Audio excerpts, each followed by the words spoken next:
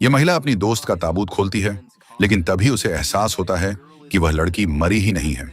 पहले अपनी दोस्ती को सेलिब्रेट करने के लिए उन्होंने अपने हाथों पर एक जैसे टैटू बनवाए थे, लेकिन इस लाश के हाथ पर कुछ भी नहीं है। लीसा कुछ समझ पाती उससे पहले ही ग्रेटा का परिवार वहां पहुंच जाता है। लीसा को हमेशा से उनमें कुछ अजीब लगता था। सुरक्षित रहने के लिए वह अपने दोस्तों के साथ वहां से निकलने की कोशिश करती है, लेकिन ग्रेटा के रिश्तेदार उनका रास्ता रोक लेते हैं। उनमें से कोई भी मुस्कुरा नहीं रहा होता। रुको प्लीज, मैं ना नहीं सुनूंगा। लीसा और उसके दोस्त घबरा जाते हैं और कार में बैठकर भागते हैं, लेकिन जैसे ही वे उस एस्टेट से निकलते हैं, परिवार उनके पीछे पड़ जाता है। तभी लीसा उस लाश की बात छेड़ती है, लेकिन इससे पहले कि कोई कुछ समझ पाए, पीछे वाली कार तेजी से उनके पास आ जाती है। रॉबिन घबराकर एक्सीलरेटर जोर से दबा देती है। तीनों महिलाओं की चीखों के बीच कार सीधी हवा में उछल जाती है। जब लीसा की आंख खुलती है तो वह खुद को किसी काल कोठरी में बंधा हुआ नहीं, बल्कि एक साधारण एम्बुलेंस में पाती है।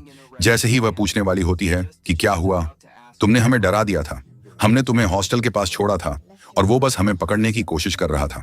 जो तब जाकर सारा गलतफहमी साफ होती है। लीसा तो यह तक सोचने लगती है कि शायद ग्रेटा ने शादी के बाद अपना टैटू हटवा लिया होगा। एक आदमी उनकी मदद करता है और मैकेनिक को कॉल करता है, लेकिन थोड़ी देर बाद वे फिर से सड़क पर निकलते हैं और एक और हादसा हो जाता है। उनकी कार दूसरी कार का साइड मिरर तोड़ देती है। रॉबिन जल्दी से बाहर निकलकर माफी मांगने जाती है, लेकिन सामने वाली ड्राइवर चुपके से एक बंदूक निकाल लेती है। जैसे ही रॉबिन की दोस्तें भी कार से बाहर आती हैं, वह चुपचाप बंदूक वापस रख देती है। हाय, तुम ठीक हो? नहीं, सच में मुझे शायद तुम्हें मार देना चाहिए, लेकिन मेरी डिक्की में जगह नहीं है। वे सोचते हैं कि वह मजाक कर रही है, इसलिए नंबर एक्सचेंज करके वहां से निकल जाते हैं, लेकिन उन्हें कभी पता नहीं चलता कि उसकी डिक्की में सच में कोई है, और वो कोई और नहीं, ग्रेटा है।